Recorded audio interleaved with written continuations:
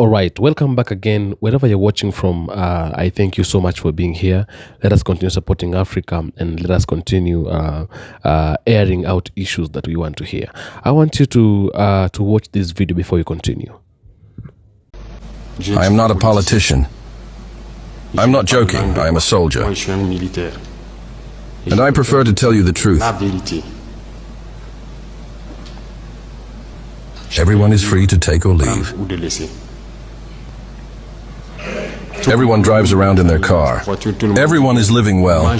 We eat in the morning, we eat for lunch, we eat at night. We do what we want to do. We are free to talk about saying what we want. It's democracy, it's the right, that's all. That's all we know about in Ouagadougou. But go ahead and see the children who have skin on their bones. Go see those who are starving. Go see those women who can no longer breastfeed because they have nothing left in their breasts. Go see them. Let's not pretend. If our journalists do not have the courage to go to the field and bring you these images, it's because we want to wash the image of Burkina. I tell you that it is false. It exists. When I tell you about the people who eat the grass, whoever wants to challenge, I'll bring him tomorrow. Go see, it continues. It has not even stopped. Because we were able to supply some villages, but others not yet. We are still on the way. No civilian can even support with trucks so that we can be in solidarity with this population. What integrity is this? What is integrity, Burkina Faso? What is it? This lack of support has deeply unsettled and revolted us. Until we address the core issues plaguing this country, we will always be revolted. For the moment, we've managed to secure some trucks in the army and have been using our own means to transport supplies. However, this hasn't really added much support for the starving populations. And even in this, there's been a distinct lack of empathy. Citizens knew about the situation, but they've remained on the sidelines. It is to say that solidarity has disappeared in Burkina. Have pity for the people. Have pity for the youth. Have pity for the children. What did these villagers do? So that when the sun sets, they find themselves in the caves under the trees. They leave the village, and in the morning they show up. They look to see if everything is okay before coming back. They sleep in the bush. They can't sleep at home. We don't tell you these truths. This is the reality of Burkina. We only see our cities.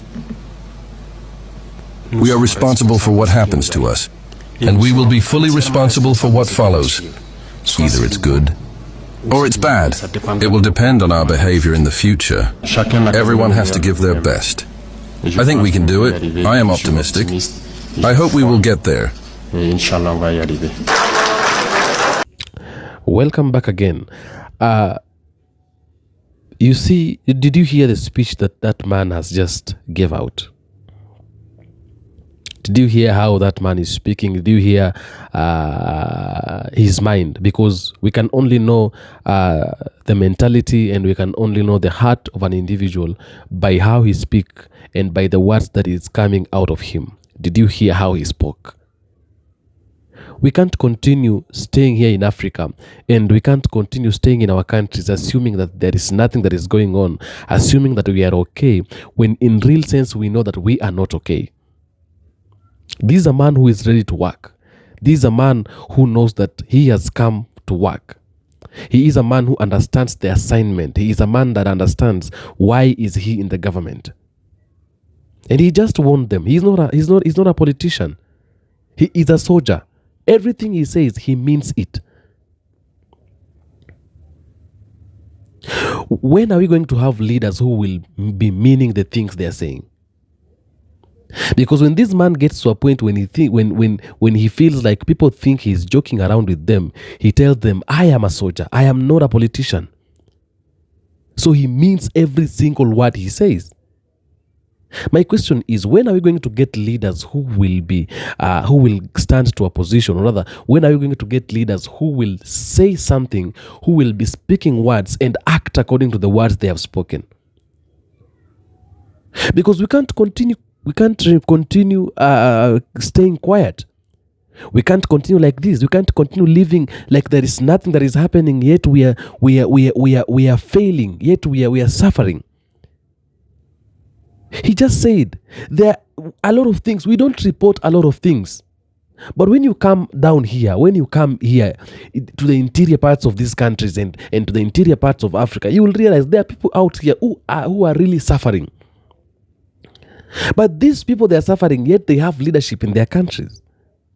And we have to address these issues, because if we are going to continue staying quiet and things like these are happening in our countries, things like these are happening to our brothers and sisters, then we are doing very, very, very wrong. These are issues we're supposed to be addressing every now and then. These are things we're supposed to be addressing every now and then. Because why should we continue being quiet when issues like these are arising, when we are having people in our countries and in Africa who are suffering, and the leaders that are supposed to be acting on the issues, or other people who are supposed to be reacting on this kind of suffering and misfortunes and issues and predicaments, they are quiet. Their work is just to do corruptions, to continue satisfying the masters, to continue working for foreigners. And you have people in your country who voted for you into the government. What do you want? For God's sake, for how long are we supposed to be talking about the same issues time and again? We have to decide to make a change, because if we are not going to make a change, we are going to land in a very big trouble. We are going to have children who will have nowhere to stay. They will have nowhere to sleep. They will have nowhere to go. They will have no place that they will be calling, this is our land, this is our place. Because we are actually entering, we are dipping ourselves into a very big trouble when we will continue being quiet and silent on matters that are concerning Africa, on matters that are very sensitive and they are very dangerous. They are threats to the life of Africans, African children, African brothers and sisters. We need to start addressing these issues. Because the more we are getting quiet, the more we stay silent, the worse it gets on our sides. Out here, there is no life out here. There are women out here who are breastfeeding, but they don't have food. They have nothing they can put in their stomach. Their children are crying because they are angry. And I've been saying this time and again. For God's sake, we need leaders who are bold. Leaders who are going to take bold steps and bold moves. Those are the kind of leaders that we need.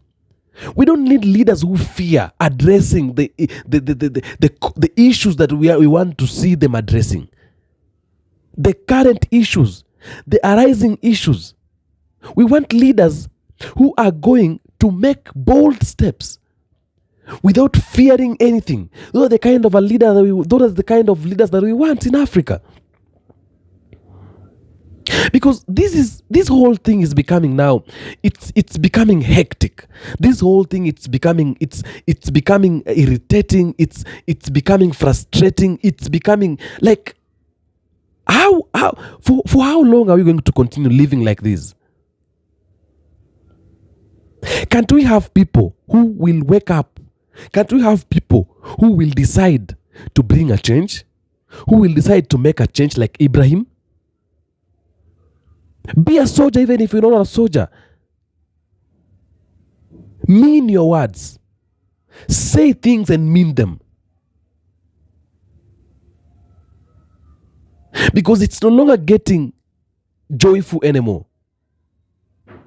It's no longer getting easy with the people of Africa anymore. It's getting harsh. It's getting bitter. The situation is bitter for a lot of people to swallow.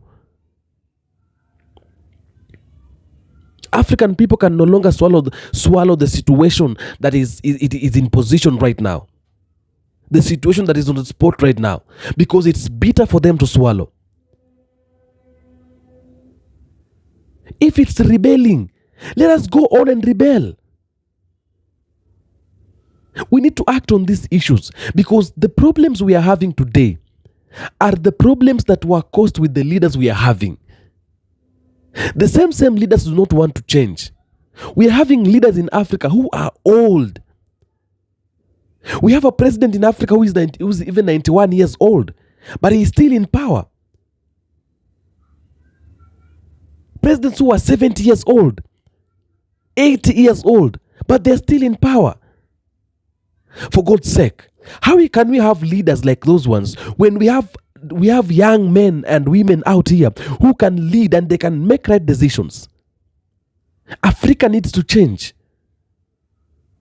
Africa needs to retain its old quality, its old value, the value we had before the coming of the Europeans in Africa.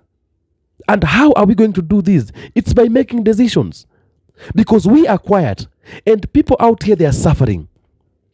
We are quiet and our women and men out here, they are suffering. Our children are crying every day and we are quiet. We are not addressing these issues. A time has come when we have to make decisions and do it accordingly. A time has come when we have to act. We have to act because when the more we're staying silent, the worse it's getting.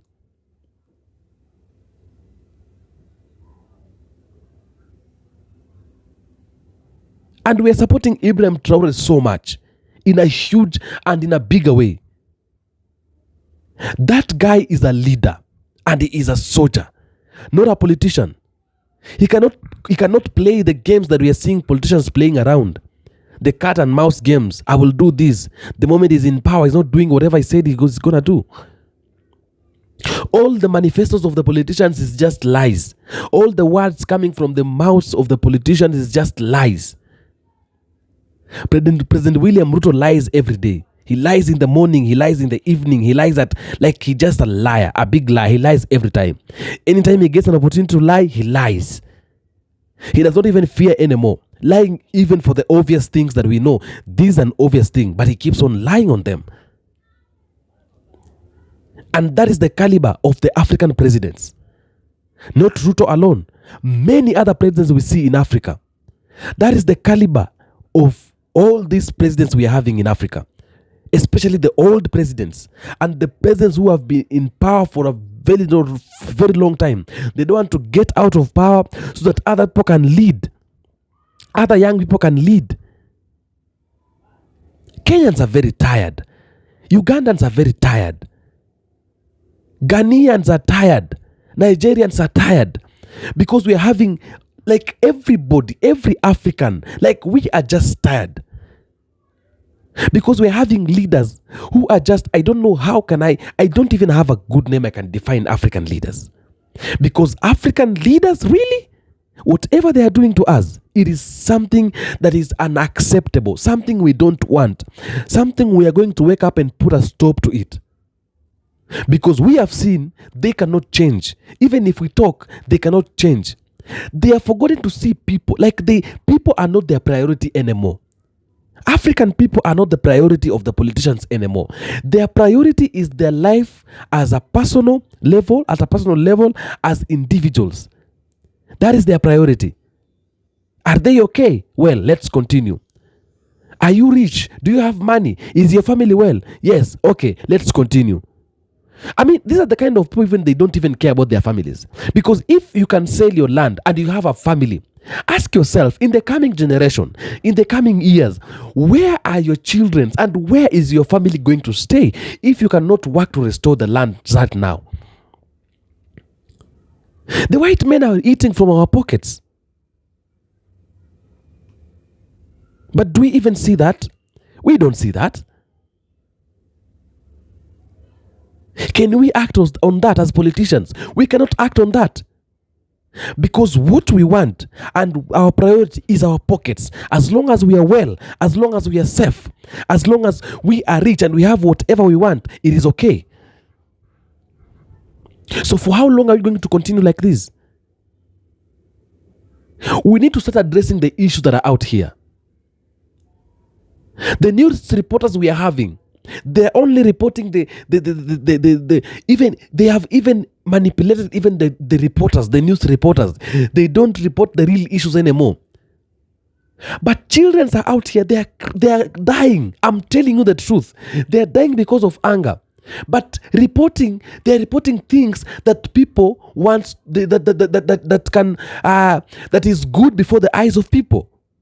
Even the country, the government cannot allow them to report the real issues on the ground. But out here, people are suffering.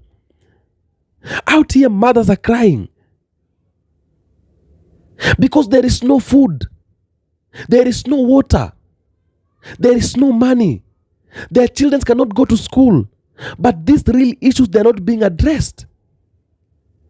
We need to start addressing these issues and take an action with an immediate effect. Because it's getting worse. It's getting harder. It's getting difficult. We have to address these issues. We have to make a change. Because if we're not going to make a change, who are we waiting for them to come and make a change for us? We need to have bold leaders like Ibrahim Traore. Leaders who say, whatever we have said is what we are going to do.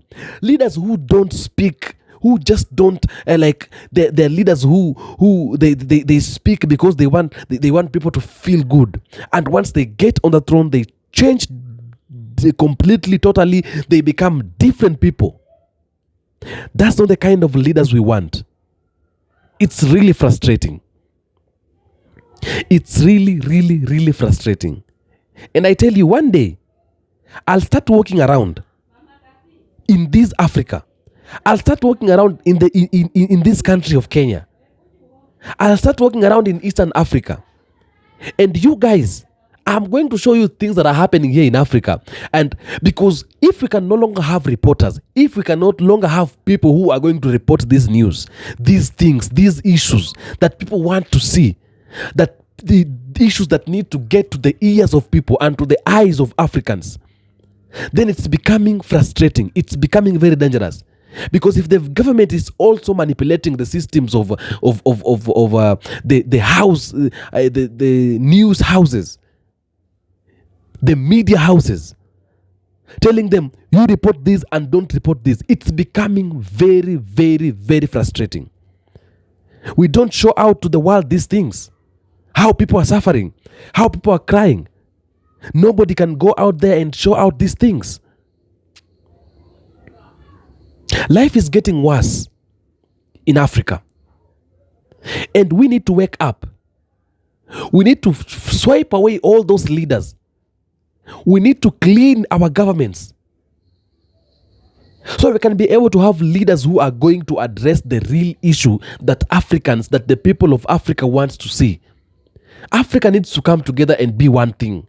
Starting from the politicians, starting from the leaders, to the common mwananchi, to the common citizen. Otherwise, it's not going to be well with us. The leaders who are leading Africa, let's be people who are going to fight for the people who voted for you. Fight for your brother, fight for your sister. Why should you make a foreigner happy when the people in your home, they are not happy? Why should you make someone from a foreign country, make him comfortable when people who are surrounding you, they're not comfortable?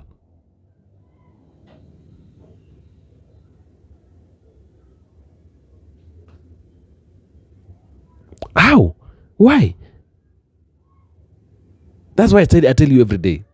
Ibrahim Traore is the option, nobody else. He is the option to go for. He is the option for all this situation. Nobody else. Because we are having foolish leaders. We are having leaders who does not want to act, who does not want to help their people. Leaders who cannot even, like, we need to fight for Africa.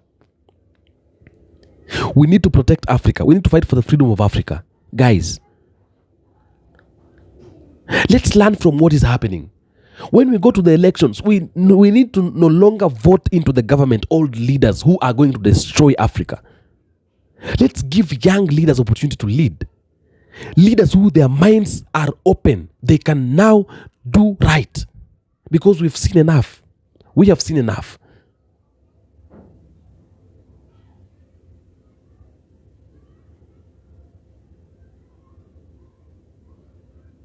Adios, guys.